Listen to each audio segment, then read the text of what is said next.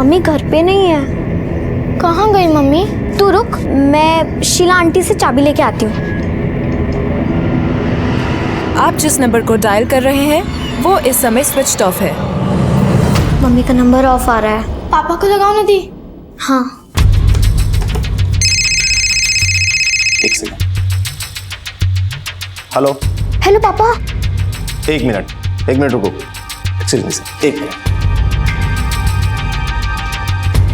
कितनी बार समझाया है काम के टाइम पे फोन मत किया करो। सॉरी पापा। जल्दी बोलो क्या है। पापा 3 घंटे हो गए, मम्मी घर पे नहीं आई हैं और उनका फोन भी बंद आ रहा है। आ जाएगी तुम्हारी मम्मी, कहीं गई नहीं है, ठीक है? अब दोबारा काम के टाइम पे फोन मत करना। चलो फोन रखो।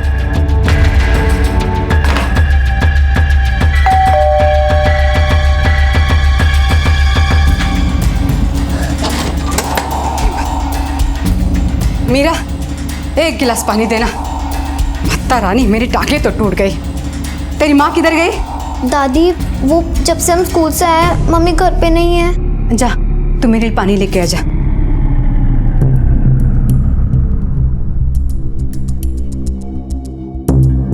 पानी।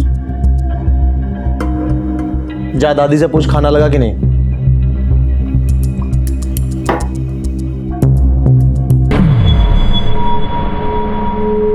रिश्ते अजीब होते हैं। जब से इंसानी दुनिया अस्तित्व में आई है तब से न जाने कितने लेखक, कवि, दार्शनिक और मनोवैज्ञानिक रिश्तों के रहस्य को सुलझाने में लगे हैं। लेकिन हर रिश्ते की अपनी एक कहानी, हर एक का अपना सच, अपना रहस्य।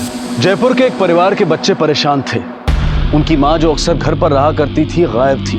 लेकिन इस बात की ना तो उनके पिता को कोई परवाह थी और ना ही बच्चियों की दादी को। बच्चियां छोटी थी, वो करती भी तो क्या करती, पर आखिर में उन्होंने अपनी नानी को फोन किया। साहब, ये मेरी बेटी मनोरमा है। मेरी नातिन ने मुझे फोन करके बताया कि उसकी मम्मी दोपहर से घर नहीं लौटी। उसका फोन भी बंद आ रहा है, पता नहीं कहाँ चली गई। मेरे दामाद को तो इतनी भी फिक्र नहीं है कि वो थाने में आकर रिपोर्ट भी लिखवा दे। क्यों?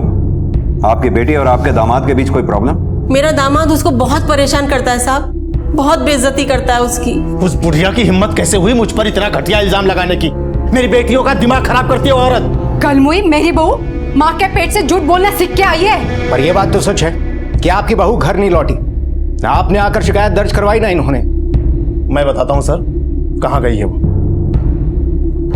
हीरोइन बनने के चक्कर में भागी है और ये पहली बार नहीं हुआ है, इसके पहले भी भाग चुकी है, बेटियों के पैदा होने से पहले।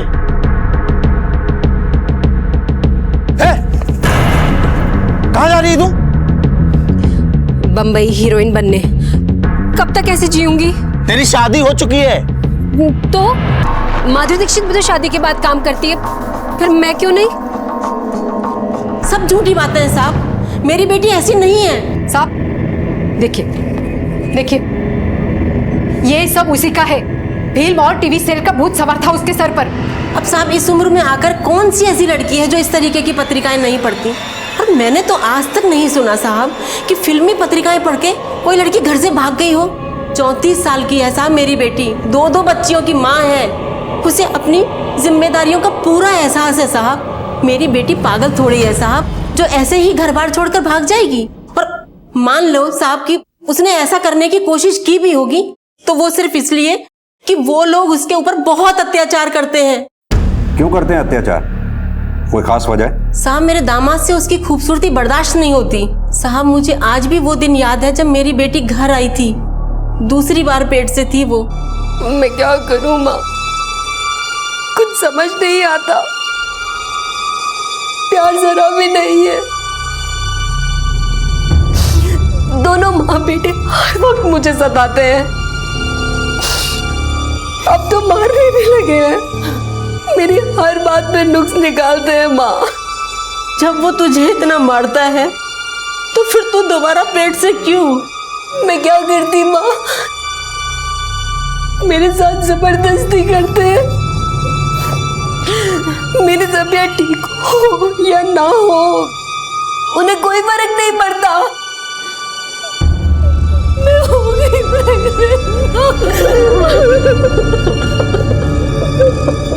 अरे पत्नी है वो, पति को सुख देना उसकी जिम्मेदारी है।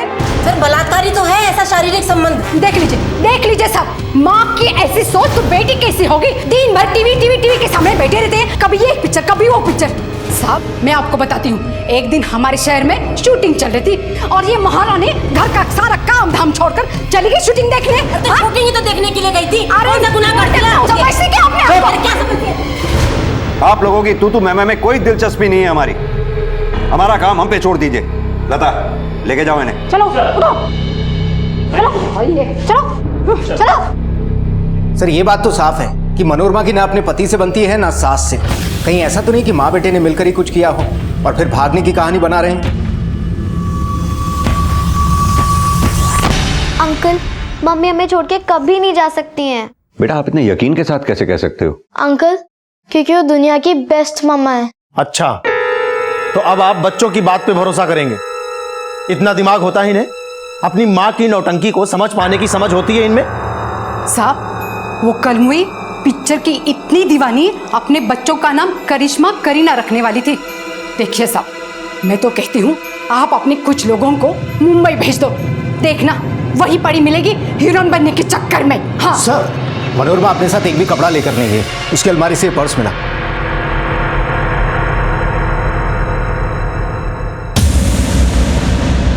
ये घर खर्चे के लिए पैसे हैं, मैं देता था उसको। अजीब बात नहीं है, आपकी बीवी मनोरमा घर छोड़ के गई और पैसे नहीं लेके गई। लगता है आप दोनों कुछ छुपा रहे हैं हमसे, लेकिन हमें सच पता करने में ज्यादा देर नहीं लगेगी।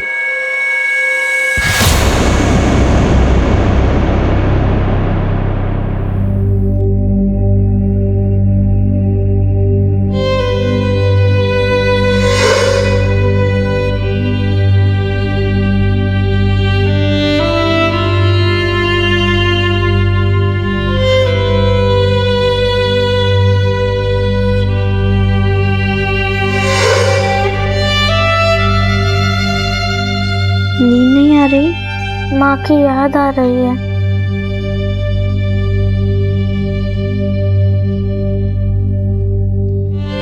दीदी, क्या पापा ने सच में कुछ किया होगा मम्मी को? अरे मनोरमा की सास तो झूठ बोल रही है सर। मनोरमा तो अपनी बेटियों को कलेजे से लगा के रखती थी। मनोरमा अगर अपनी बेटियों के लिए कुछ करती तो उसका पति हमेशा लड़ने को तैयार।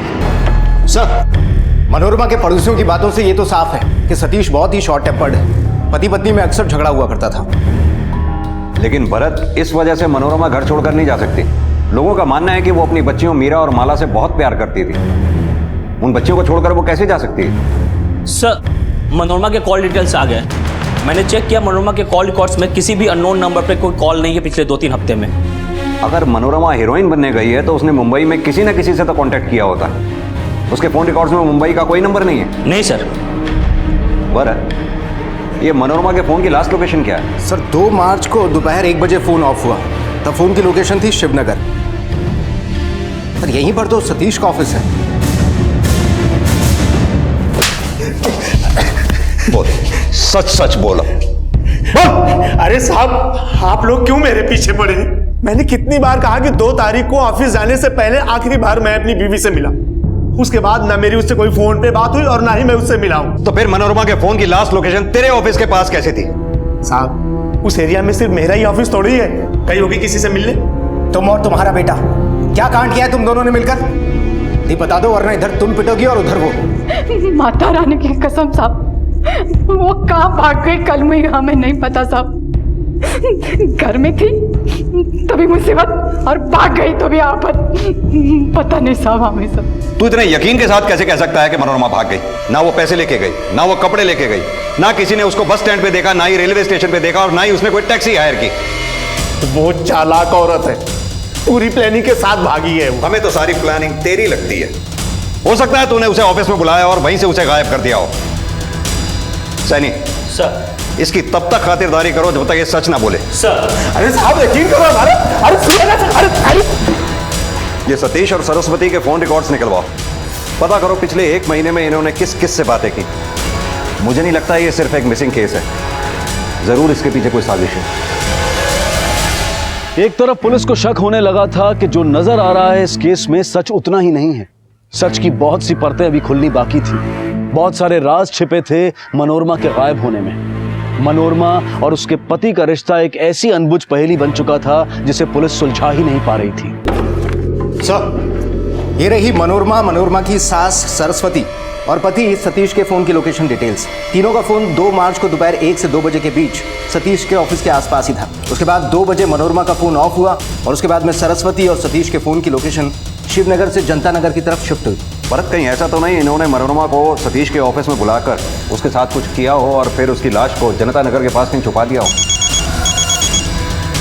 हेलो, क्या? ठीक है, हम आते हैं। सर, सरस्वती का फोन था। मीरा और माला दोनों गायब हैं। साहब, स्कूल 1 बजे छूटता है, दोनों 1:30 बजे तक घर आ जाती है। अब 4 बज गए, मैं स्कूल होकर भी आई, चौकीदार बोला कि वो दोनों 1:15 बजे वहां से निकली है। सर, निर्माण नगर थाने से ये फैक्स आया है, वहाँ पे सतीश और सरस्वती के खिलाफ प्रॉपर्टी की जालसाजी का केस दर्ज हुआ है और वारंट भी इशू हुआ है। सर, यही वो आदमी जो अपने गुंडे लेकर आया और हमारा सामान बाहर फेंकने लगा। मार करो सबको, फ्लैट्स पे कब्जा करके बैठे। निकालो, जल्दी भगाओ। देखो, अगर तुमने अपने आदमियों को नहीं रोका ना तो हम लोग पुलिस के पास जाएंगे। चोर पुलिस को बुलाने की बात कर रहे हैं? तुझे थाने चलना है ना? हाँ, वो रही मेरी गाड़ी, चला। हाँ, ये लोग झूठ बोल रहे हैं साहब। ये सभी फ्लैट्स मेरे नाम से रजिस्टर्ड है। मैं दुबई में रहता हूँ। यहाँ इन्वेस्टमेंट के लिए 4 फ्लैट्स मैंने खरीद लिए थे और ये लोग उसमें घुसकर बैठे। हम लोग का चोर हैं। खून पसीने की कमाई से खरीदे हमने वो फ्लैट। देखिए, शांत हो जाइए।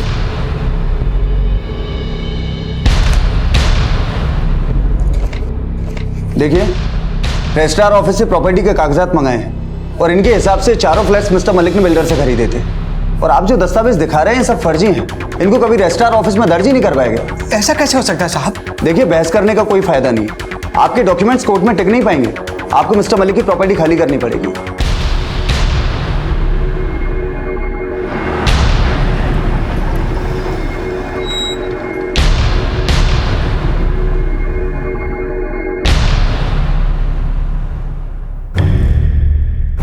हे भगवान, शनि का फेरा पड़ गया क्या? और एक मुसीबत। सब कौन सा फ्लैट? हमने किसी को धोखे से फ्लैट नहीं बेचा है। सतीश, तुम प्रॉपर्टी का बिजनेस करते हो ना?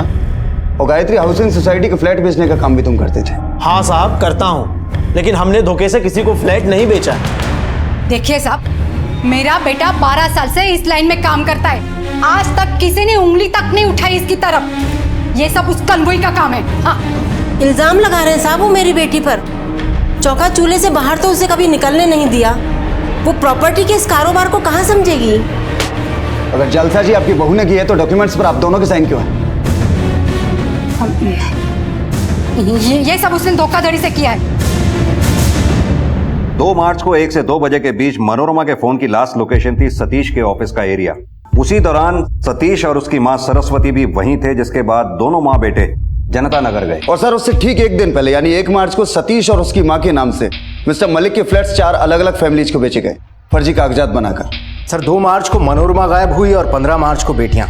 कहीं ऐसा तो नहीं 1 मार्च को सतीश ने जो फ्रॉड किया था उसकी भनक मनोरमा को लग गई हो और अगले ही दिन 2 मार्च को मनोरमा ने सतीश के ऑफिस जाकर सतीश और उसकी मां सरस्वती से बहस की हो, जिसके बाद पकड़े जाने के डर से सतीश और उसकी मां सरस्वती ने मनोरमा के साथ कुछ कर दिया हो। उसके बाद में दोनों बेटियों को मालूम हो गया हो कि उनकी मां के साथ में क्या हुआ, तो उन्होंने दोनों बेटियों को गायब कर दिया। लेकिन सर, सतीश और सरस्वती तो इस बात से ही इनकार कर रहे हैं कि उन्होंने किसी के साथ में धोखाधड़ी की है। एक तरीका है हमारे पास ये पता करने का कि फ्लैट्स बेचे किसने। चलो। अरे साहब, रोज रोज क्यों पुलिस स्टेशन लेकर आते हैं? कितनी बार कहूं, हमने कुछ नहीं किया है साहब।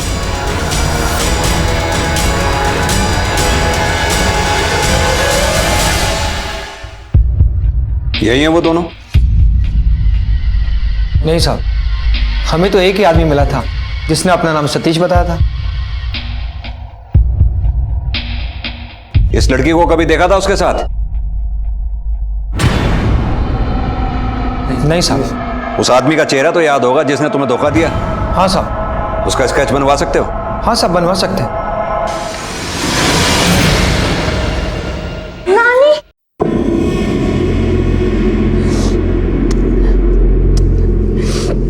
कहाँ चली गई थी तुम दोनों? हाँ, नानी, वो हम मम्मी को ढूंढने चले गए थे। पापा और दादी ने मम्मी का सामान बाहर फेंक दिया था और दादी कह रही थी कि वो हमारे लिए नई मम्मी लाएंगी? नई मम्मी? बेटा आप लोगों ने देखा है नई मम्मी को? नहीं अंकल। ठीक है श्यामा जी, बच्चों को आप ले जा सकती हैं।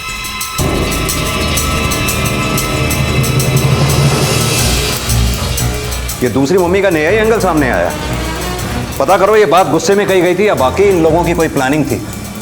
और सतीश और सरस्वती के फोन रिकॉर्ड्स और फोन की लास्ट लोकेशन दोबारा से चेक करो, हो सकता है हमारी नजर से कुछ चूक गया हो।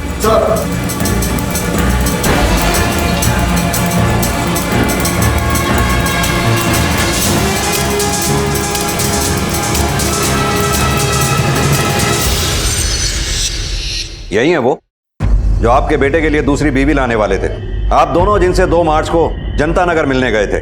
साहब वो कलमुई किसी काम की नहीं थी। हम तो सोचा बेटे की दूसरी शादी कर दूं। तो आपने अब तक ये बात छुपाई क्यों थी? और क्या करते साहब, शुरू से हम दोनों पर आप शक कर रहे थे और हमें क्या पता वो कलमुई उसी दिन गायब होगी। इस बारे में मनोरमा जानती थी? नहीं। देखिए साहब, मैं अपने बेटे का सुख देखना चाहती हूँ, बस, और कुछ नहीं। और सतीश तुम भी दूसरी शादी करना चाहते थे?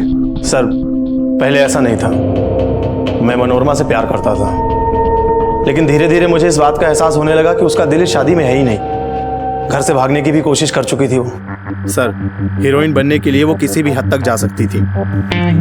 घर को उसने ब्यूटी पार्लर बना रखा था, घंटों भर आईने के सामने मेकअप करती रहती थी,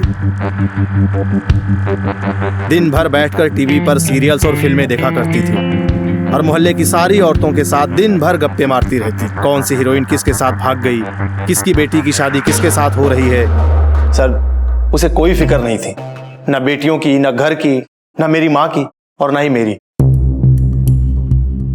जिस दिन से इस केस की तहकीकात शुरू हुई थी उसी दिन से पुलिस के शक के दायरे में मनोरमा का पति और उसकी सास थे, लेकिन वो दोनों पहले ही दिन से अड़े हुए थे कि उन्होंने मनोरमा के साथ कुछ नहीं किया। उनका यही कहना था कि वो भाग गई है हीरोइन बनने के लिए, और साथ ही प्रॉपर्टी की जालसाजी वाले केस से भी उनका कोई लेना देना नहीं था।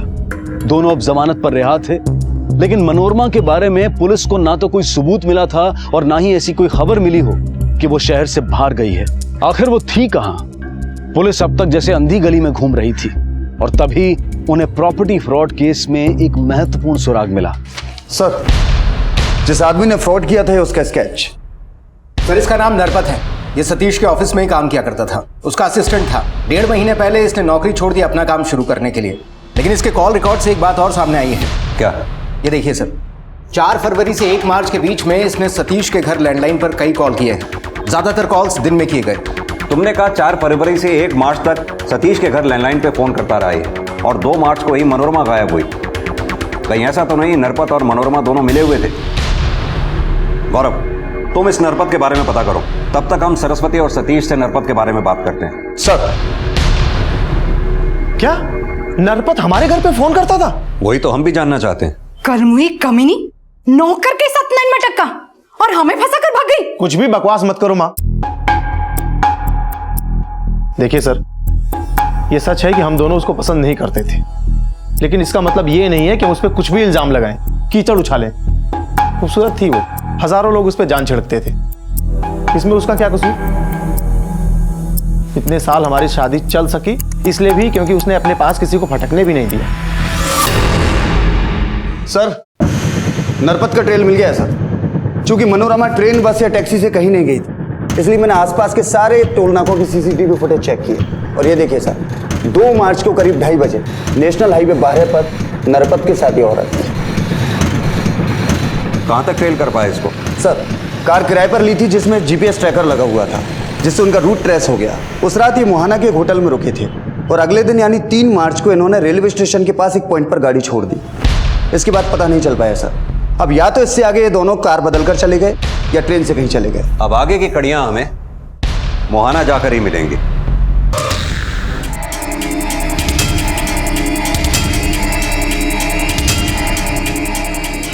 हाँ सर, ये दोनों आए थे यहाँ पर। रुकिए मैं 1 मिनट आपको बताती हूँ। सर ये 2 मार्च की रात को यहाँ पर आए थे। यहाँ से कहाँ गए कुछ पता है आपको? No sir. हाँ भरत बोलो। सर कार मिल गई है, रेलवे स्टेशन की पार्किंग में खड़ी है। कुछ पता चला ट्रेन से वो कहाँ गए? सर वो लोग ट्रेन से तो कहीं नहीं गए, क्योंकि ना तो सीसीटीवी फुटेज में नजर आए और ना ही उन्होंने कोई टिकट खरीदे। ठीक है। यहाँ से सर 2 किलोमीटर दूर पटरी पर सर वहाँ एक लाश मिली है। न जाने कैसी पत्थर दिल माँ मिली है इन्हें, छोड़कर भाग गई। रूप की रानी समझती थी खुद को, उसको बच्चों की क्या परवाह। क्या कह रही हैं? हैं? बच्चियों को क्या सुना रही हैं? आप लोग भी किसी बच्चे की माँ है। इन बातों से बच्चों पर क्या असर पड़ता है पता है आपको? चलो बेटा, इन लोगों की बातों का बुरा नहीं मानते। इन लोगों को दूसरों को दुख तकलीफ में देखकर बहुत खुशी मिलती है। तुम लोग अपनी पढ़ाई करो बस, ठीक है? चल। लाश तो सड़ चुकी है, करीब 2 हफ्ते पुरानी लगती है। मनोरमा भी यहीं थी नरपत के साथ इसी दौरान, कहीं उसी की बॉडी तो नहीं?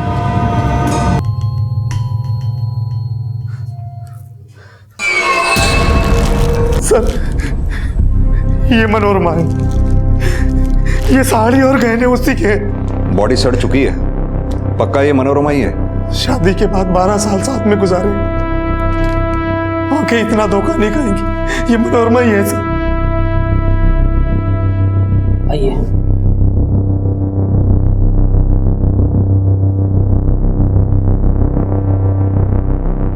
सर कहीं ऐसा तो नहीं कि मनोरमा ने सुसाइड किया हो सकता है।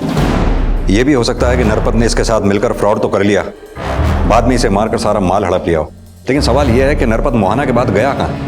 एक काम करो, मोहाना के आसपास जहां जहां भी गाड़ियां किराए पे मिलती हैं वहां वहां पता करो। सर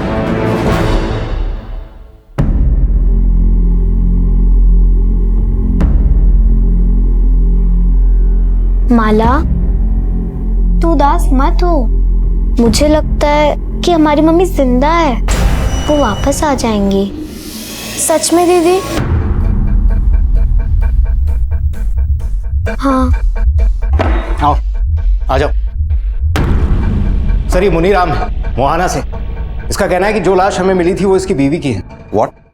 ये कैसे हो सकता है? सतीश ने शिनाख्त की है? आप मोहाना थाने फोन लगा के पूछो साहब। मेरे पत्नी के गायब होने की रपट मैंने लिखाई थी, मैंने उनको फोटो दिखाया तो उन्होंने बताया कि एक ऐसी ही लाश मिली थी। बस सर आप उसको लेके जयपुर आ गए सर। ये देखिए फोटो सर। वही गहने, वही साड़ी? यही मेरी कमला है साहब, यही साड़ी पहनकर घर से गई थी साहब। और डॉक्टर साहब बोले कि अब मां नहीं बन सकती, तो निराश थी और एक दिन घर छोड़कर चली गई साहब। तो फिर सतीश ने शिनाख्त क्यों की?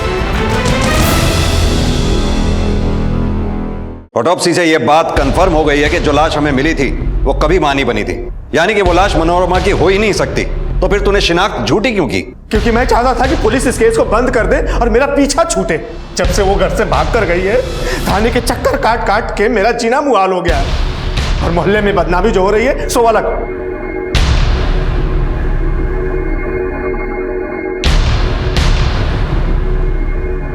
नानी, आप यहाँ? मैं तुम दोनों को घर ले जाने आई हूँ। अब से तुम उन गंदे लोगों के साथ नहीं रहोगी। नानी, हम नहीं चल सकते। मम्मी लौट के पापा के घर ही आएंगी ना?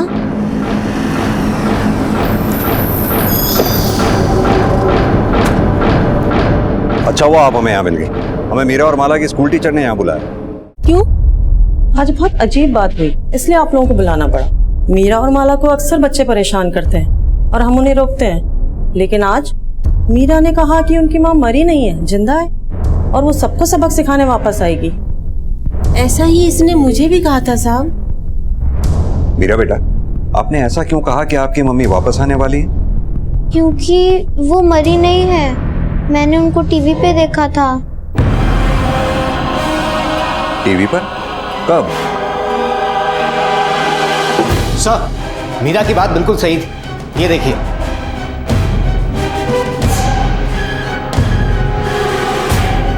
यानी सतीश और उसकी माँ सही थे। सर ये मुंबई पहुंच गई और एक्टिंग भी करने लगी। और हाँ सर, जब मैंने मुंबई पुलिस को इसकी डिटेल्स भेजी तो पता चला कि वहाँ एक एक्टर की बीवी ने इसके खिलाफ शिकायत दर्ज की। कैसी शिकायत? ये उस एक्टर का पीछा किया करती थी, उसको तंग किया करती थी। यहाँ हम पागलों की तरह केस के अलग अलग एंगल से जूझ रहे हैं, और वहां मैडम मनोरमा हीरोइन बन चुकी हैं। भरत, तुम और गौरव फौरन मुंबई जाओ, जितनी जल्दी हो सके इस मनोरमा को ट्रेस करो। सर।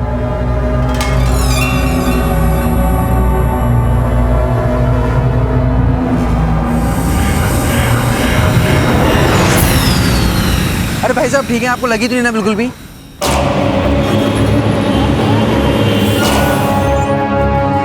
हाँ मैंने ही करवाई थी एफआईआर। 3 हफ्ते हो गए हैं, जीना हराम कर दिया उस औरत ने मेरे पति का।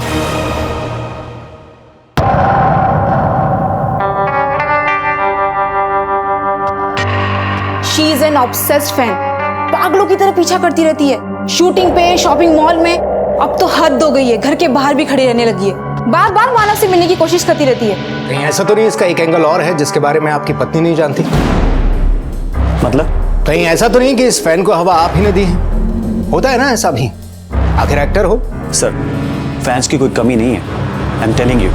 लेकिन एक पागल और बेवकूफ औरत के पीछे क्या मैं अपना करियर खराब करूंगा?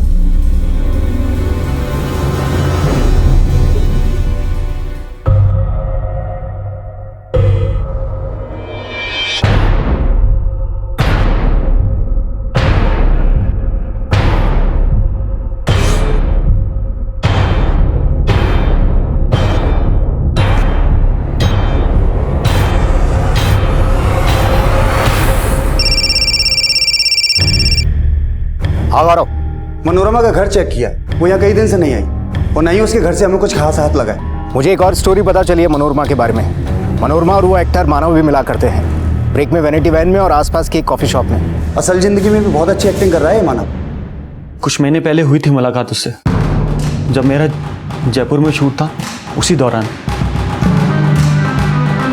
वो कहने लगी कि उसे एक्टर बनना है और मैंने भी डींगे हाँकते हुए उससे ये कह दिया कि आ जाओ मुंबई, इंडस्ट्री में मेरी जान पहचान है तो मैं रोल दिलवा दूंगा। लेकिन मुझे क्या पता था कि वो सचमुच मुंबई आ टपकेगी।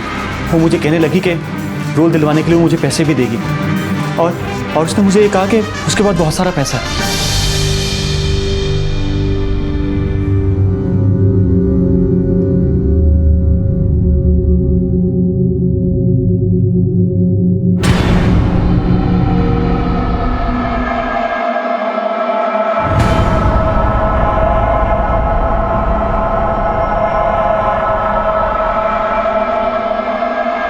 पापा, कोई ना हमारा पीछा कर रहा है। अरे नहीं बेटा, कोई पीछा नहीं कर रहा है, ये वहम है। मुझे भी ऐसा लगा कि कोई मेरा पीछा कर रहा है, देखा तो कोई नहीं था। डरो मत। क्या ये दोनों 3 मार्च को आपके यहाँ गाड़ी किराए पे लेने के लिए आए थे? हाँ सर, आए थे और एक गाड़ी किराए पर ली थी। आपकी गाड़ी में जीपीएस लगा हुआ है? हाँ सर, बिल्कुल। मुझे उस गाड़ी के पूरे सफर का ट्रैक रिकॉर्ड चाहिए। भरत ने कहा था कि मनोरमा के पास मुंबई में काफी पैसा है। दोनों नरपत और मनोरमा यहाँ से एक साथ निकले। हो सकता है ये फ्रॉड दोनों ने मिलकर किया हो। मनोरमा ने एक बैंक अकाउंट खोला, टीवी शो के पेमेंट का चेक और 30 लाख रुपए एक साथ जमा करा, लेकिन अगले ही दिन 2 लाख रुपए विड्रॉ कर ली। और उसी दिन उसकी मानव से फोन पर 6-7 बार बात हुई।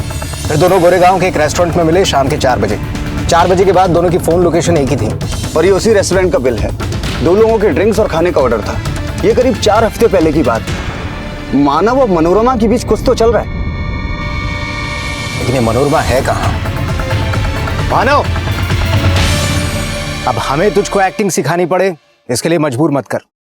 मनोरमा से किस बात के पैसे लिए थे तूने? मनोरमा से पैसे? एक्टिंग नहीं, सच, सिर्फ सच।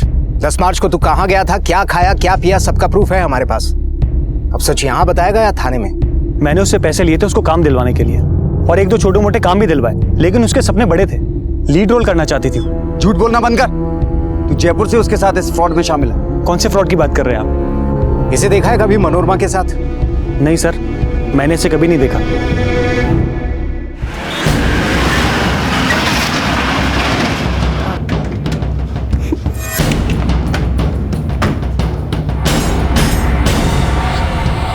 यही है वो गाड़ी जो नरपत ने रीजेंट कार वाले से किराए पे ली थी।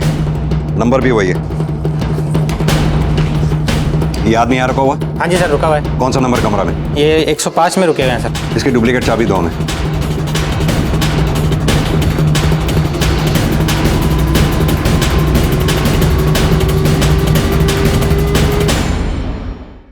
अब और पिटेगा या बोलेगा? मनोरमा पर दिल आ गया था साहब, उसे जब पहली बार देखा तब से ही साहब न मेरी हिम्मत थी न मेरी औकात थी। एक दिन मनोरमा खुद मेरे पास आकर बोली कि उसके पास पैसा कमाने का एक आइडिया है। वो जानती थी साहब मैं बहुत सारा पैसा कमाना चाहता हूँ, और मैं भी साहब इतना तो जानता ही था कि वो हीरोइन बनना चाहती है। तो ये सारा प्लान मनोरमा का था? मनोरमा इतना तो जानती थी कि कुछ फ्लैट ऑनर्स यहाँ पर पैसा लगाते हैं फ्लैट्स के अंदर, लेकिन रहते वो विदेश में ही हैं। तो साहब हम दोनों ने मिलकर ही पूरा प्लान बनाया। मनोरमा का मेन काम था फ्लैट्स के डॉक्यूमेंट्स पर सतीश और उसकी माँ के सिग्नेचर कराना, और साहब मेरा काम था सतीश बनकर उन चारों फैमिलीज को बेवकूफ़ बनाकर घर बेचना। पैसे लेकर हम दोनों शहर छोड़कर जाने वाले थे। तभी मैंने उसे कहा कि ट्रेन या बस से जाएंगे तो पुलिस हमें कभी भी पकड़ सकती है, इसलिए हम किराए की कार से जाएंगे। और उसके बाद तुम दोनों मोहाना के एक होटल में रुके? हाँ साहब, रात दोनों ने एक दूसरे के साथ अच्छे से बिताई, और अगले ही दिन साहब मैंने उसके हिस्से का पैसा देकर उसे किराए की कार से मुंबई भेज दिया। यानी तेरे कहने का मतलब है कि मनोरमा ने अपनी मर्जी से वो रात तेरे साथ बिताई? हाँ साहब। उसके बाद कभी मनोरमा को तूने फोन किया? नहीं साहब। सतीश ने यह बात पूरे विश्वास के साथ कही थी कि मनोरमा दूसरे मर्दों को अपने पास पटकने तक नहीं देती थी। तो फिर मनोरमा नरपत के साथ उस रात राजी कैसे हो गई, या फिर नरपत के साथ मिलकर अपने पति और सास को फंसाने के लिए मान कैसे गई? सर मुंबई से भरत सर ने भी यही जानकारी दी। मनोरमा ने मानव को पैसे दिए, लेकिन उनके बीच ऐसा कोई रिश्ता नहीं था। हेलो, क्या? ठीक है, आप वहीं रुकिए, हम पहुंचते हैं। सतीश की माँ का फोन था। सतीश गायब है। आपने सतीश को आखिरी बार कब देखा था?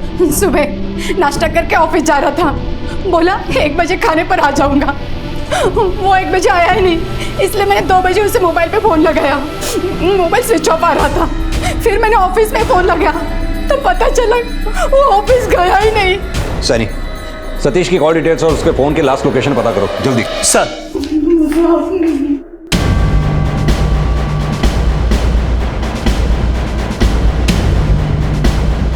मनोरमा को जयपुर ट्रेन में चढ़ते हुए देखा गया है। लेकिन वो जयपुर लौटेगी क्यों? ये औरत कब क्या करती है, क्यों करती है, ये तो तभी समझ में आएगा जब एक बार वो हमारे हाथ लगेगी। क्या किसी पे शक है आपको? 2-4 दिन से सतीश का कोई पीछा कर रहा था, ऐसा उसको शक था साहब। सैनी, पता करो क्या किसी ने इनके घर के आसपास किसी अनजान आदमी को देखा है क्या? सर। मेरा बेटा। सर, ये इन्फॉर्मेशन तो पक्की है। मनोरमा जयपुर ट्रेन से निकली थी। मनोरमा के जयपुर आने की खबर और सतीश के लाश मिलने की खबर दोनों एक साथ ही आई है। और सर वो ऐसा क्यों करेगी? इतनी मुश्किल से तो यहाँ से भागी थी, वापस आई भी तो क्यों? अगर मनोरमा जयपुर में है तो इसने अपने बच्चों से या फिर अपने पति से कांटेक्ट करने की कोशिश जरूर की होगी। ये सतीश के कॉल रिकॉर्ड्स दोबारा से चेक करो। सर।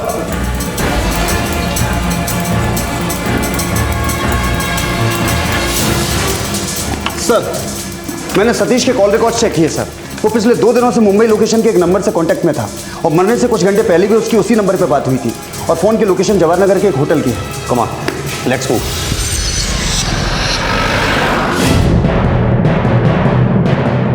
जरा चेक करके बताइए, इस नंबर का गेस्ट कोई आपके यहाँ ठहरा हुआ? जी सर। जी सर, रूम नंबर 101।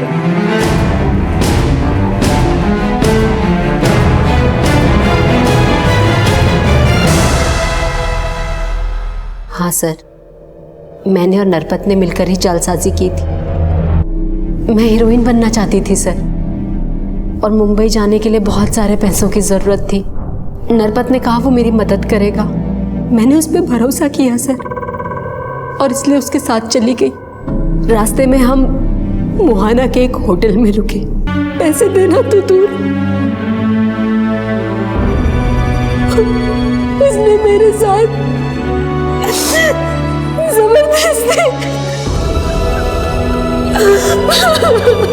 तुम्हारे साथ इतना सब कुछ हुआ तो फिर घर वापस क्यों नहीं गई तुम?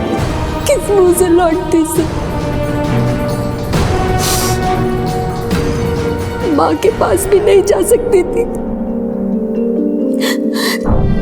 नरपत चाहता था मैं उसके साथ रहूं, लेकिन मैं मौका पाते ही सारे पैसे लेकर मुंबई भाग गई सर। वहां कुछ दिन स्ट्रगल करने के बाद मुझे एक सीरियल में एक रोल भी मिल गया। तो फिर तुम अब जयपुर वापस क्यों आई? सर, मैं अपनी बच्चियों के बिना नहीं रह सकती। मैंने सोचा मैं अपनी बच्चियों को अपने पास मुंबई ले आती हूँ, इसलिए जयपुर आई। यहाँ आकर मैंने सतीश को फ़ोन किया। मैंने उसे कहा कि मैं उसे डिवोर्स दे दूंगी, उससे कोई पैसों की डिमांड भी नहीं करूंगी, बस वो मेरी बच्चियां मुझे दे दे। मुझे पता था सर, मेरी सास मेरे पति के लिए वैसे भी दूसरी बीवी ढूंढ रही थी, पर सतीश ने मना कर दिया। उसने मुझे धमकी दी कि मैं अपनी बेटियों के पास भी ना दिखूं। उसने मुझे कहा चाहे कुछ भी हो जाए, वो मीरा और माला को मुझे नहीं देगा। इस बात पे हमारा बहुत झगड़ा हुआ सर। और इसी झगड़े की वजह से तुमने सतीश का कत्ल कर दिया? नहीं सर, नहीं, मैंने सतीश को नहीं मारा। सर, हमने मनोरमा का कमरा और पूरा सामान चेक किया, लेकिन मर्डर वेपन नहीं मिला। सर, ये उस्मान है, तीरथ नगर में ऑटो चलाता है। इसने बताया कि इसके ऑटो में कुछ दिन पहले एक आदमी बैठा था जिसने सतीश का पीछा किया था। चेहरा याद है तुम्हें उस आदमी का? हाँ जी साहब, याद है।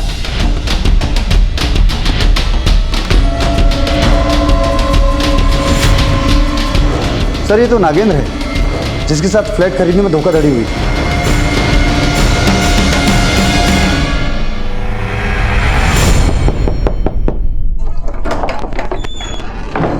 देखो इसे जरा।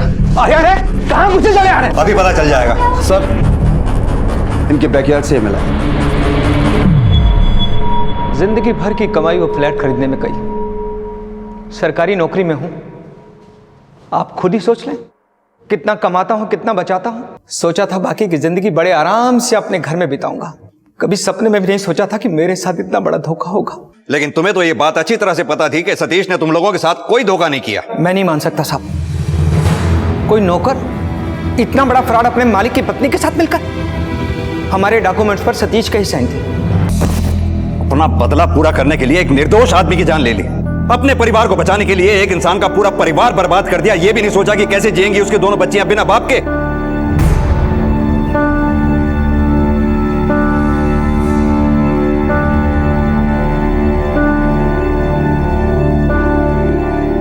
मनोरमा खूबसूरत थी, टैलेंट भी होगा उसमें। वो एक्टिंग करना चाहती थी, स्टार बनना चाहती थी, लेकिन उसके पति ने उसकी ख्वाहिशों को समझा ही नहीं। वो एक ऐसे रिश्ते में बंध गई जिसमें प्यार भी नहीं था। उसकी नजर में सिर्फ घुटन ही थी उसकी जिंदगी। पर इस कैद से छुटकारा पाने के लिए उसने जो रास्ता चुना वो गुनाह का था। इसमें ना सिर्फ उसकी अपनी जिंदगी बर्बाद हुई, बल्कि उसके पति की जान भी चली गई और उसकी दोनों बेटियों के सर से बाप का साया भी उठ गया। कौन सही था कौन गलत था ये कहना मुश्किल है। जैसा कि हमने पहले भी कहा कि हर इंसानी रिश्ता एक रहस्य है, एक पहेली। और आज तक ना तो कोई ऐसी किताब बनी है और ना ही कोई ऐसा शास्त्र बना है जिसमें वो सारे सूत्र हों जो एक इंसानी रिश्ते को फ्लॉलेस यानी कि पूरी तरह से निर्दोष बना सके।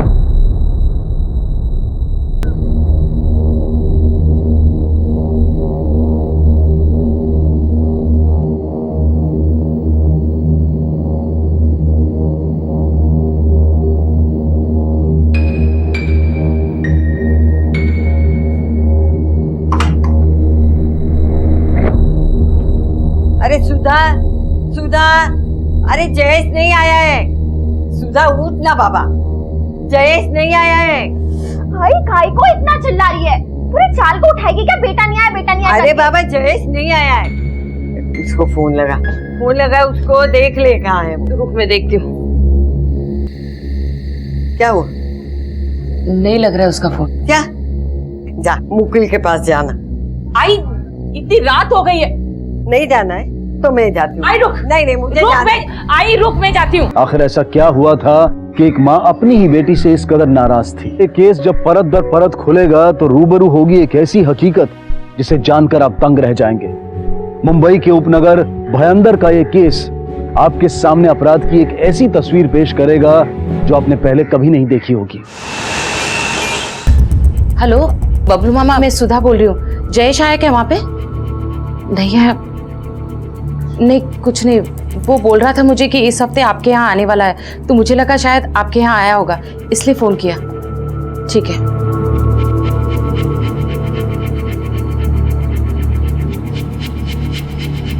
वो वहां पे भी नहीं है। अरे क्या हुआ, मिला? नहीं। कुछ पता चला? हाँ, सनी से बात की। वो कह रहा था कि जयेश भाई कल शाम को 6 बजे वहां से निकल गए थे, और मैंने बाकी दोस्तों से भी पूछा, किसी को कुछ नहीं पता है। मुझे बिना बताए आज तक वो कभी बाहर नहीं गए। आई, शांत हो आई। मैं तो कहता हूँ आप लोग पुलिस के पास जाओ, मैं 1-2 जगह और देखता हूँ। जयेश गणेशपुरी नाम है साहब, उसका खुद का जिम है और उसी जिम में वो ट्रेनर भी है।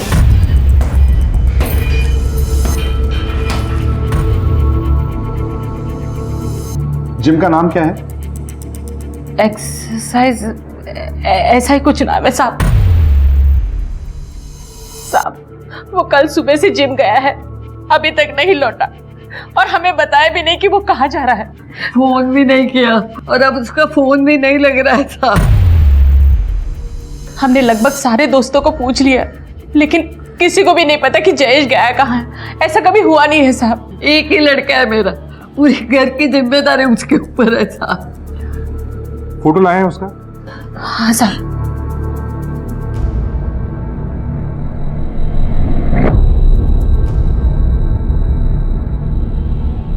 आप लोग आइए हमारे साथ। क्या हुआ साहब? जयेश अपने घर का इकलौता कमाने वाला जिम्मेदार सदस्य था। आखिर किसने एक सीधे साधे इंसान को मौत के घाट उतार दिया था? जयेश और लड़की के बदन पर भारी चोटों के निशान थे। लड़की के साथ घिनौना अपराध होने के भी संकेत थे। क्या है इन दोनों हत्याओं के पीछे का राज? संतोष, ये आई, टिफिन दे। ओ आली, अरे कल आए थे कि नहीं? क्या है? 2 दिन से वैशाली का फोन नहीं आया। अरे जाके जरा पता कर, मुझे लगता है वो किसी मुसीबत में तो नहीं है। अगर तुमको इतनी चिंता है तो खुद जाके ढूंढो ना उसे। यार टिफिन दो ना। ओ आली, अरे देख क्या बड़बड़ा रहे, वैशाली वैशाली कर रहे हैं और बोल रहे उसको फोन लगा। और कोई काम नहीं है क्या मुझे? ओ तुम ही पन्ना, दिखता नहीं वो काम पे जा रहा है। ए तू घे जामी बत्ते हला। रात्री तिचाच फोन आला होता ना, क्या बोल रही थी वो? अरे पता नहीं क्या बड़बड़ कर रही थी। मर चुकी है वो हमारे लिए। झोंक तिकड़ा गपचुप। ओ फोन तो दे, मैं फोन करता हूँ। घे खुद ही ले ले। अरे देना।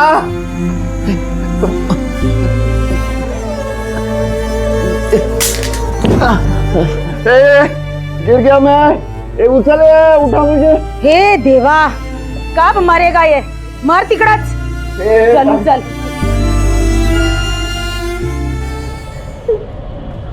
देखिए, मैं समझ सकता हूं कि पूछताछ करने के लिए ठीक टाइम नहीं, लेकिन आपने बताया था कि जयेश की अपनी जिम थी जहां वो खुद ही ट्रेनर था। क्या उसकी किसी से कोई दुश्मनी थी, कोई लफड़ा या कुछ और? नहीं साहब, वो बहुत ही अच्छा लड़का था, किसी के साथ दुश्मनी नहीं साहब। अच्छा, उसका किसी से कोई अफेयर था या प्यार? नहीं साहब, वो बहुत ही जिम्मेदार और सुलझा हुआ लड़का था। वो ये सब चक्कर में नहीं पड़ता था। कोई तो ऐसा होगा जिसकी जयेश से नहीं जमती थी, कभी कोई झगड़ा हुआ हो, उसने आपको बताया हो या आपको खुद ही पता हो? साहब, उसका सिर्फ झगड़ा मेरे पति आशुतोष के साथ था। किस बात पे हुआ था झगड़ा? वो ये सब चक्कर में नहीं पड़ता था। कोई तो ऐसा होगा जिसकी जयेश से नहीं जमती थी, कभी कोई झगड़ा हुआ हो, उसने आपको बताया हो या आपको खुद ही पता हो? साहब, उसका सिर्फ झगड़ा मेरे पति आशुतोष के साथ था। किस बात पे हुआ था झगड़ा? साहब, आशुतोष की और मेरी शादी लव मैरिज हुई थी, लेकिन शादी के बाद आशुतोष एकदम बदल गया साहब। जयेश को पहले से ही शक था आशुतोष मुझे मारता पीटता है। जब ये सब उसने अपने आंखों के सामने देखा तो उससे बर्दाश्त नहीं हुआ सर। वो मुझे उसी वक्त घर ले गया। जयेश पर बहुत जिम्मेदारियां थी साहब, अपनी बीमार माँ, अपनी छोटी बहन किरण की शादी। साहब, वो हम सब के बारे में बहुत सोचता था। भगवान करे ऐसा भाई मुझे हर जन्म में मिले। अच्छा, आप अपने घर में रहने कब से आई हैं? 6 महीने हो गए साहब। ठीक है, आप जा सकते हैं।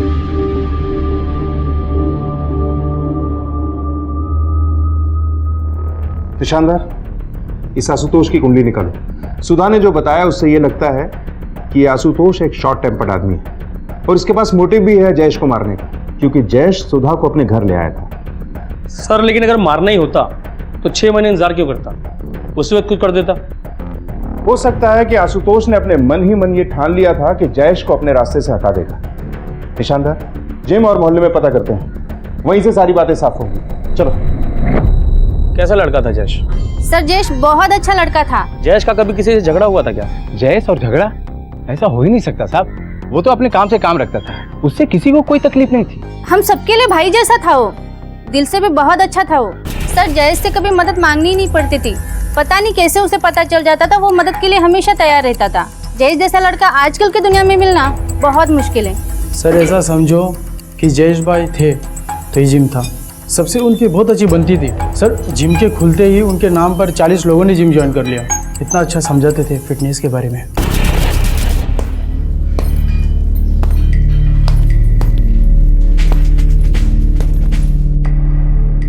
हाँ ऐसे नहीं, full focus full energy. Okay देखो, हमें बॉडी के हिसाब से नहीं बल्कि बॉडी को अपने हिसाब से रखना चाहिए। You know what Pinky, fitness is the first step toward success. अगर तुम सही तरीके से एक्सरसाइज करोगी, फोकस्ड रहोगी तो हमेशा फिट रहोगी। पोस्टमार्टम रिपोर्ट से काफी कुछ क्लियर हो जाएगा। इन लोगों से पूछताछ से जयेश की जिंदगी का एक पहलू हमारे सामने आ चुका है, लेकिन उसकी जिंदगी का कोई दूसरा पहलू जरूर है जो अभी तक सामने आना बाकी है। सर शुरुआती पोस्टमार्टम रिपोर्ट के हिसाब से जयेश की मौत ब्रेन हेमरेज से हुई है, और सर जिस तरह की चोट है उसे देख के लगता है कि इसे घात लगाकर मारा गया होगा। हो सकता है किसी से पुरानी दुश्मनी रही हो। अब तक की इन्वेस्टिगेशन में सभी ने जयेश की तारीफ की है, बस एक आशुतोष है जिससे जयेश की नहीं बनी।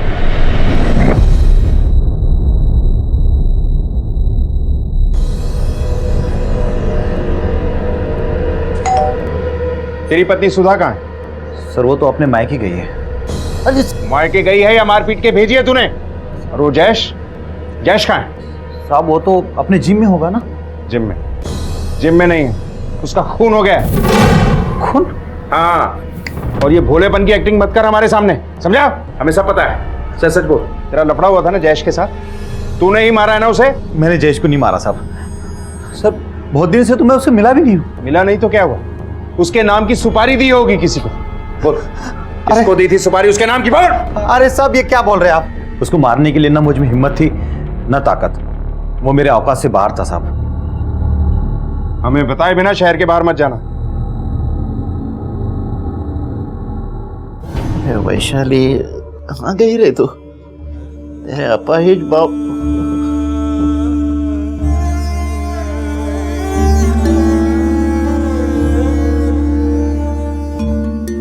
पापा, हाँ पापा ये देखिए। अरे 2 महीने लगे लेकिन आखिर ट्रस्ट वालों ने दे ही दिया। अब टेंशन की कोई बात नहीं है। पूरा दिन ऐसे लेटे लेटे उब जाते हैं ना, पर अब कोई टेंशन नहीं है, मैं आपको रोज इस पे घुमाऊंगी। और एक बार मेरी नौकरी लग जाए आपको अपने साथ लेके जाऊंगी। बेटा चिंता मत कर, वो है ना मेरा बाप्पा, ए गणपति बाप्पा, सुखी रखेगा तेरे को बेटा। बाबा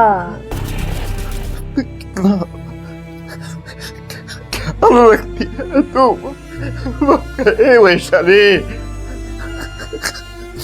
ए वैशाली।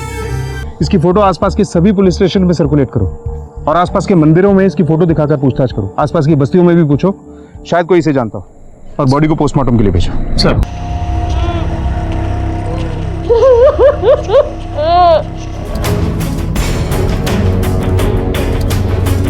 पुलिस मौका वारदात से मिली डायरी से जुड़ी हर छानबीन कर रही थी। शहर के कोने कोने में उसकी तस्वीर भी लगाई गई थी ताकि जल्द से जल्द उस लड़की की शनाख्त हो सके।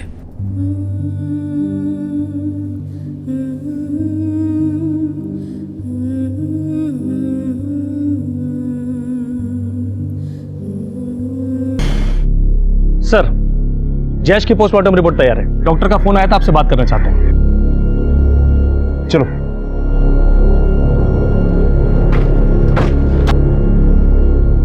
विक्टिम की पूरी बॉडी पे चोट के काफ़ी निशान हैं, इसलिए हमने डिसाइड किया कि इसका एक्सरे कराएं, और एक्सरे कराने से हमें पता चला कि काफ़ी अंदरूनी चोटें हैं। कुल मिला के काफ़ी इंजरीज हैं।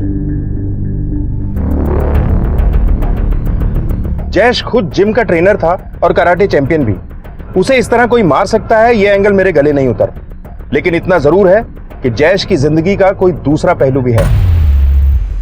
साहब नारियल तो देखा होगा आपने, अपना जयेश भी एकदम नारियल माफी की था, ऊपर से एकदम सख्त और अंदर से नर्म। साहब झगड़ा तो दूर की बात, कभी किसी को पलटकर जवाब भी नहीं दिया। हुकुम, तुम जयेश के सबसे करीबी थे, कभी कोई ऐसी बात जो जयेश ने तुम्हें बताई हो या तुमने खुद नोटिस की हो? साहब ऐसा कुछ तो हुआ नहीं था, लेकिन हाँ एक चीज नोटिस की थी साहब, वो मैसेज में बात करता था मोबाइल। क्या हुआ? किसको अकेले अकेले मैसेज कर रहा है? कुछ नहीं यार, ये बस ऐसे ही। मुझे कुछ काम है, मैं मिलता हूँ तुझे, ठीक है? क्या बात है? प्रॉब्लम है क्या? चलना बैठते हैं। नहीं यार कोई प्रॉब्लम नहीं है। साहब मुझे बड़ा अटपटा सा लगा था, क्योंकि कभी ऐसा हुआ नहीं था। कभी उसकी किसी से कोई लड़ाई हुई थी, कोई बहस, चाहे छोटी मोटी ही सही? साले देख लूंगा तुझे। बाद में उस लड़के के साथ जयेश की दोस्ती हो गई थी, पता नहीं कैसे, पर उसे कई बार जयेश के साथ देखा गया था और उसने हमारे साथ जिम खुलवाने में मदद भी की थी। एक पल में दुश्मनी और दूसरे पल में दोस्ती। नाम क्या है इस दोस्त का? साहब वीरेंद्र नाम है उसका। सर वीरेंद्र शहर के बाहर है, मैसेज छोड़ दिया है। और सर ये रही उस लड़की की पोस्टमार्टम रिपोर्ट। सर लड़की के साथ गैंगरेप हुआ है। मुझे लगता है जयेश और इस लड़की के केस में कोई ना कोई कनेक्शन जरूर है। दोनों को बड़ी बेरहमी से मारा गया है और दोनों की बॉडीज भी आधे किलोमीटर के डिस्टेंस पे मिली है। लड़की की मौत जयेश के मौत से तकरीबन 6 घंटे बाद हुई। सर कहीं ऐसा तो नहीं कि जहां से हमें जयेश की बॉडी मिली वहां पे जयेश और ये लड़की दोनों आपस में मिले हो सकता है किसी ने उन्हें वहां पर देख लिया हो और किसी बात पर उन लोगों का झगड़ा हुआ हो और जयेश को मारने के बाद हत्यारों ने लड़की के साथ गैंगरेप किया और उसको कहीं और फेंक दिया। निशानदार, इस लड़की की फोटो जयेश के दोस्तों और मोहल्ले वालों को दिखाओ, शायद किसी ने इस लड़की को जयेश के साथ देखा। लड़की की शिनाख्त की कोशिशें तेज कर दी गई थी। आसपास के सभी इलाके बड़ी बारीकी से छाने जा रहे थे। एक सीधे साधे और जिम्मेदार इंसान की पोस्टमार्टम रिपोर्ट से कई सनसनीखेज सच सामने आए थे जो यकीन से परे थे। क्या जयेश कुछ छिपा रहा था? क्या चल रहा था उसकी जिंदगी में? ऊपर से शांत दिखने वाले जयेश के अंदर क्या तूफान पनप रहा था? उस लड़की से उसका क्या कनेक्शन था? इस डबल मर्डर केस की पुलिस बड़ी बारीकी से जांच कर रही थी, लेकिन पेचीदगियां सुलझने का नाम नहीं ले रही थी। अब तक संदिग्ध लोगों में सिर्फ आशुतोष ही उभर कर सामने आया था। क्या वाकई उसने अपनी दुश्मनी निभाई थी? क्या जयेश की मौत आशुतोष के बदले की शक्ल में सामने आई थी? सर मैंने जयेश के जानने वाले सारे लोगों से पूछताछ की, लड़की की फोटो भी सबको दिखाई और जयेश का कॉल रिकॉर्ड भी वापस से क्रॉस चेक किया सर। मामला बिल्कुल क्लीन है, दोनों के बीच में कोई कनेक्शन नहीं सर। हेलो सर, वो डायरी वाले लड़के का पता चल गया। गुड, हम लोग आ रहे हैं। जी सर। सर डायरी वाले का पता चल गया। गुड, चलो।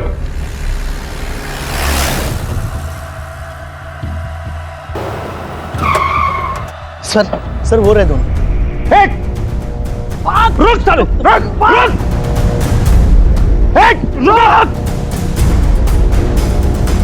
भाग, रुक, मिसाइल भाग, भाग जल्दी।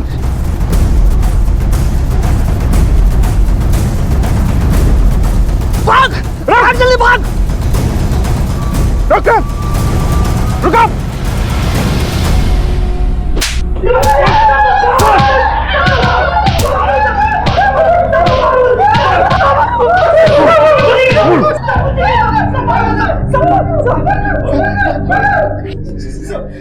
पहचानता है इस डायरी को? हाँ साहब, ये मेरी डायरी है साहब। तूने रेप किया था उस लड़की का? हाँ तूने रेप किया ना? क्यों मारा दोनों को? बोल, कैसा जानता दोनों को? बोल।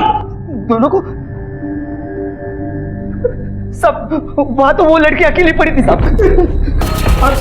और साहब हम वहां से चले गए साहब, लेकिन फिर भी वो लड़की जिंदा थी साहब।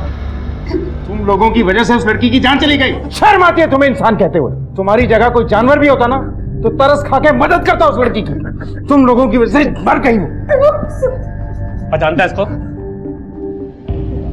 नहीं साहब। 2 मिनट के मजे के लिए ना अब सड़ना सारी जिंदगी जेल में। सब गलती हुई साहब, सब गलती हुई साहब। सर अब तक ना ही किसी ने इस लड़की को पहचाना है और ना ही कोई मिसिंग कंप्लेंट दर्ज करवाने आया। हमने हर तरह से पूछताछ की, लेकिन ये लड़के रेप के अलावा कुछ एडमिट नहीं कर रहे। अगर इन लोगों ने जयेश को नहीं मारा है, फिर जयेश को किसने मारा है? और ये लड़की वहां कहां से आई? किसने अधमरी हालत में लड़की को वहां फेंका? क्या कनेक्शन हो सकता है जयेश का इस लड़की के साथ? अगर कोई कनेक्शन नहीं है तो कहीं ऐसा तो नहीं इस लड़की की वजह से जयेश को मारा गया हो और जयेश की वजह से इसे? लेकिन सर ये लड़की है कौन, अभी तक तो हमें ये भी नहीं मालूम। ठीक है, रहो निशानदार, अपने पूरे खबरी नेटवर्क को एक्टिवेट कर दो, कहीं ना कहीं से कुछ हाथ जरूर लगेगा। और वो वीरेंद्र आया क्या? सर कांस्टेबल तैनात है, आते फोन हो जाएगा। गुड।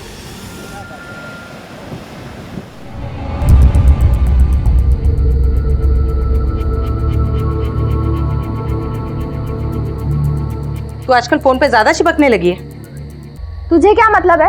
तो अपने काम से काम रखना। क्या बोली? यही कि तू अपने काम से काम रख, मेरी जिंदगी में ज्यादा दखल मत दे, समझी? तेरा दिमाग है ना ज्यादा चलने लगा है। अगर जयेश होता ना तो इस ढंग से मेरे से बात नहीं करती तू। आई जयेश के साथ मृत पाई जाने वाली लड़की का अब तक कोई सुराग नहीं मिला था। पुलिस पूरी शिद्दत से उसके परिवार तक पहुंचने की कोशिश कर रही थी। सर जयेश की मां गुजर गई। कैसे? दिल का दौरा पड़ा था। अपने बेटे की मौत का सदमा लगा होगा उन्हें।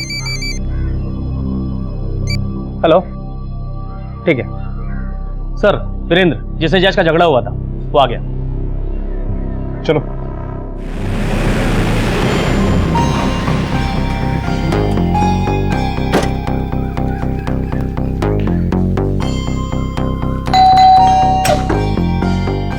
वीरेंद्र पाटिल, आइए सर, बैठिए। It's okay. जयेश गणेशपुरा को तो जानते ही होंगे। जी सर, अच्छे से जानता हूँ। मैं बैंकॉक गया हुआ था और आज सुबह अर्ली मॉर्निंग फ्लाइट से वापस आया हूँ। और आते से ही मुझे पता चला कि उसके साथ ऐसा हादसा हुआ है और उसकी माँ भी चल बसी है। बड़ा ही अच्छा बंदा था सर। तुम्हारा तो झगड़ा भी था ना उसके साथ? सर आप भी क्या बचपन की बातें लेकर बैठे हैं सर, ये तो बहुत पुरानी बात है। उस झगड़े के बाद तो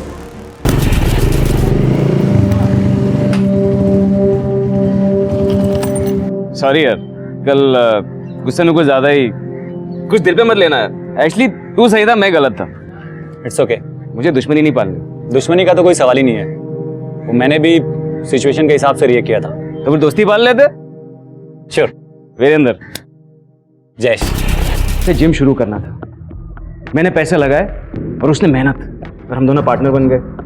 वो जिम शुरू करने के लिए मैंने 10 लाख रुपए जरूर लगाए थे, लेकिन वो जिम सिर्फ और सिर्फ जयेश का था। वो चलता था तो सिर्फ जयेश के वजह से। अब पता नहीं मैं सुधा दीदी से कैसे मिलूंगा, मिलके क्या कहूंगा, समझ भी नहीं आ रहा। ठीक है ईशानदार, रेलवे पुलिस से संपर्क करो, उस जगह पर दोबारा से छानबीन करो, शायद कुछ हाथ लगे।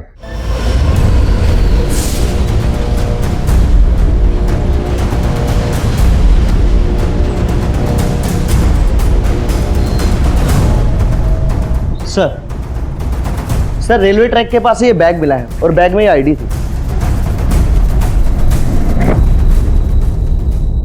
आखिरकार उस लड़की के बारे में उन्हें पता चल गया, उसका नाम सामने आया, वैशाली। तो क्या अब पुलिस को उनके सारे सवालों के जवाब मिल जाएंगे? क्या जयेश और इस लड़की का कनेक्शन सामने आ जाएगा?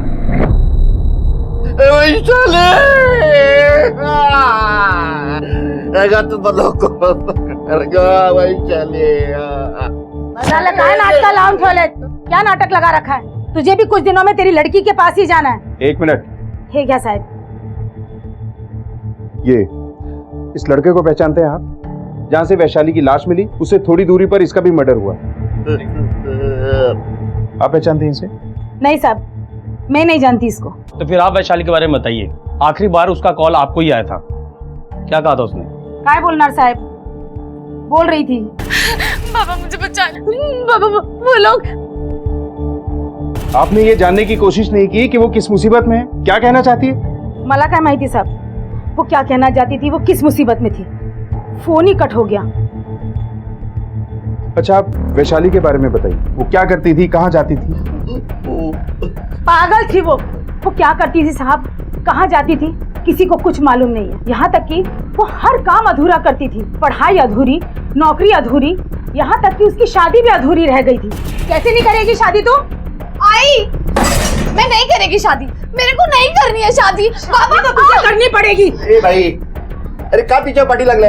अरे नाही तिला लग्न करायचं तो मत करने देना शादी। बसा तुम्ही मधी मधी बोलू नका, कळलं ना? शादी तो तुझे करनी पड़ेगी। मेरे से पूछा किसी ने? पूछने की क्या जरूरत है? उम्र हो गई है तेरी शादी की। तो तेरा भाई आया ना बाबा, तो वो तुझे बराबर बताएगा तू शादी करेगी या नहीं करेगी। बेटा साहब भले ही मैं उसके ऊपर चिल्लाई, मगर उसकी भलाई के लिए मैंने उसे बहुत समझाया, मगर वो भाग गई। अरे चुप करो, कितना खासोगे? दिखता नहीं मैं बात कर रही हूँ। सबको मौत आती है, तुम्हें नहीं आती। अपनी लड़की के पास जाना है क्या अभी? 1 मिनट, पहले आप पानी पिलाइए, उसके बाद बात करेंगे। जाइए पानी लेके आइए। क्या दुनिया को मौत आती है, पता नहीं तुझे कब आएगी, कब मेरे से पीछा छोड़ेगा। आपका दिमाग तो ठीक है, कोई इस तरह पानी देता है अपने पति को? मुझे बहुत काम है, मुझे अंदर खाना बनाना है। मैंने जो बताना था बता दिया।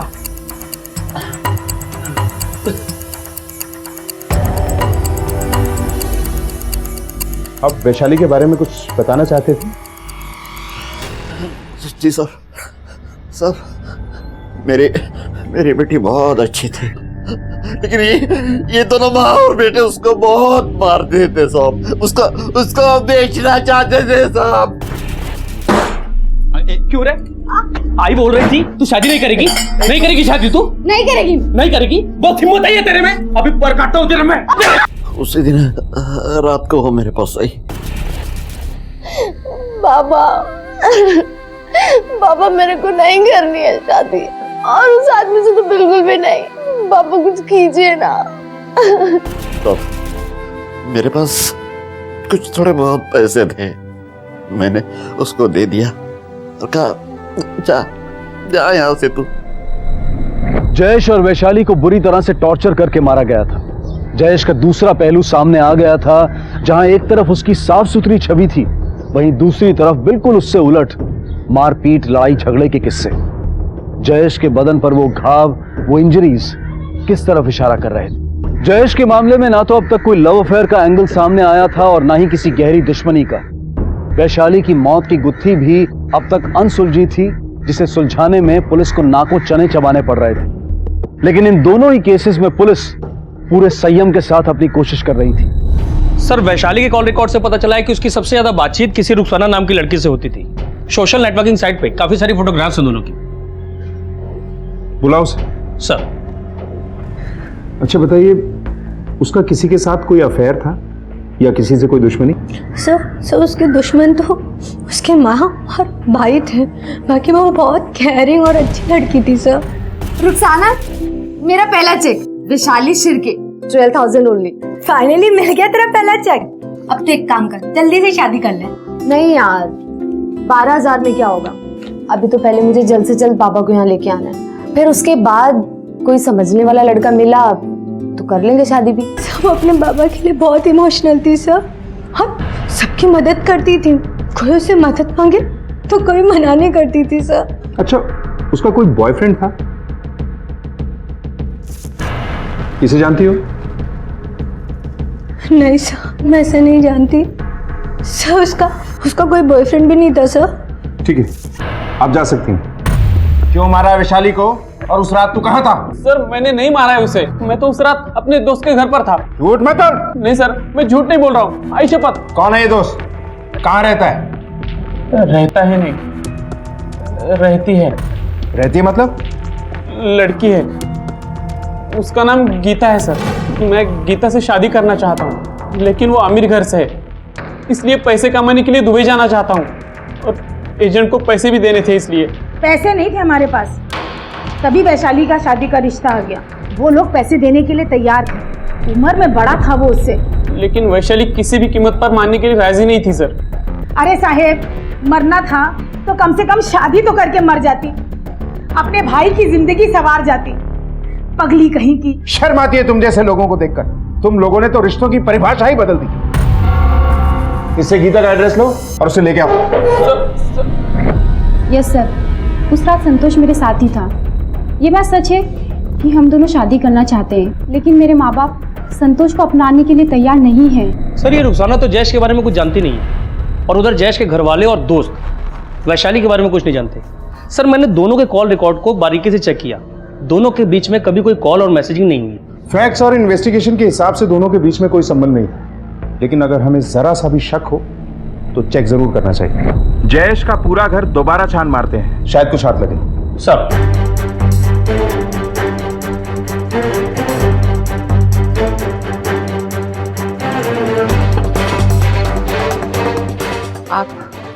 हमें जयेश के कमरे की तलाशी लेनी है।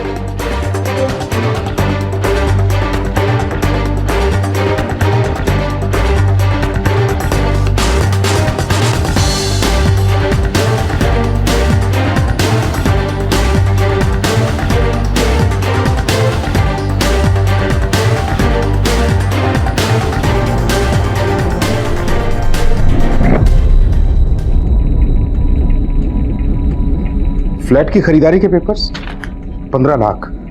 जयेश ने 15 लाख रुपए का फ्लैट खरीदा था। जयेश ने आपको बताया कि ये 15 लाख रुपए वो कहां से लाया था? नहीं साहब, मुझे इसके बारे में नहीं मालूम।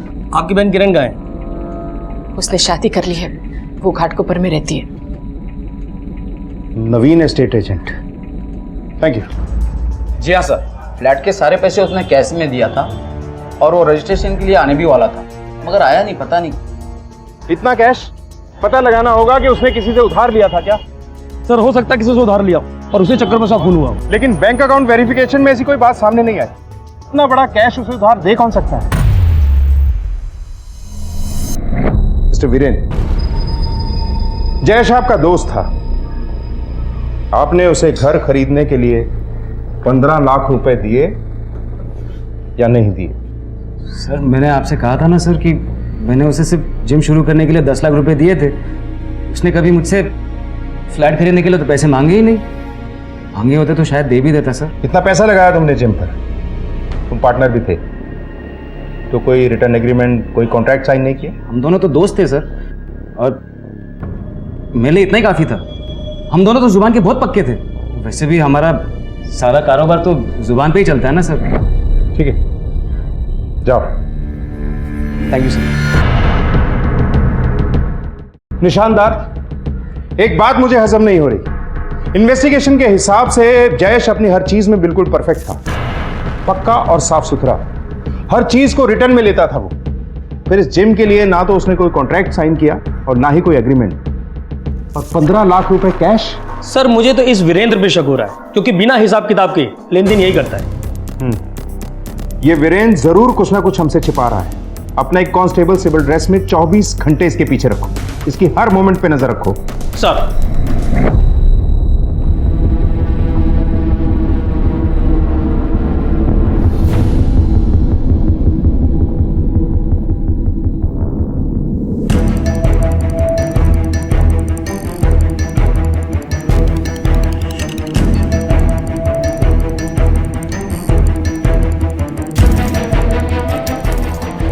क्या बोलता है दीपक, कैसा है? क्या बोलते हैं भाई लोग?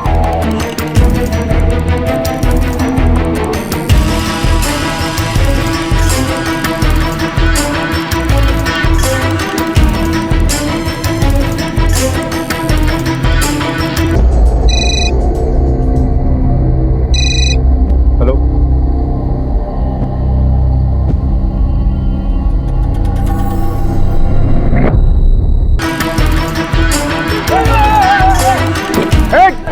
कोई भागेगा नहीं। रुको, कोई भागेगा नहीं। पकड़ो, चलो चलो गाड़ी में चल, शुरू हो जा। सर से उस दिन सर ऐसी इलीगल फाइट होती थी सर, और इसमें काफी पैसे बनते थे। जिस दिन मेरे और जयेश के बीच में झगड़ा हुआ था ना सर, तब मैं उस दिन समझ गया था कि इसमें बहुत दम है और ये फाइटर बन सकता है। जयेश को पैसों की जरूरत थी, उसे अपने परिवार के लिए घर खरीदना था, इसलिए उसने फाइट शुरू की सर। वो पैसे उसने फाइट से ही कमाए थे सर। उसे अपनी बहन की शादी करनी थी सर। बैड लक सर, वो उसने मारा गया सर। अपने फायदे के लिए कितने लड़कों की जान को खतरे में डाल रहा है तू? जयेश मारा गया और वैशाली का खून कर दिया और दोनों के परिवारों को बर्बाद कर दिया। अब सड़ यहां।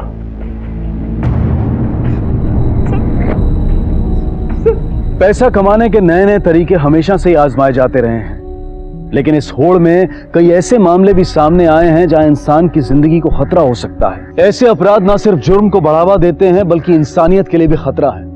नौजवानों से हमारी गुजारिश है कि वो इस तरह के खतरनाक खेल ना खेलें। जयेश ने अपनी जिम्मेदारियों को निभाने के लिए गलत तरीका चुना, जिसमें वो कामयाब तो हुआ लेकिन उसका सुख पाने के लिए वो जिंदा नहीं बचा। वैशाली की मां ने वैशाली को कभी अपनी बेटी समझा ही नहीं, उसे सिर्फ अपने बेटे से प्यार था। अगर उसने अपनी बेटी में वो विश्वास जगाया होता, उसका साथ दिया होता, तो आज वैशाली जिंदा होती और उसका सहारा बनती। जिंदगी अनमोल है, इसे बेकार में ना गवाएं। इसी विचार के साथ अब मैं अनूप सोनी आपसे विदा लेता हूं। फिर मुलाकात होगी अगले एपिसोड में एक और चौंका देने वाले केस के साथ।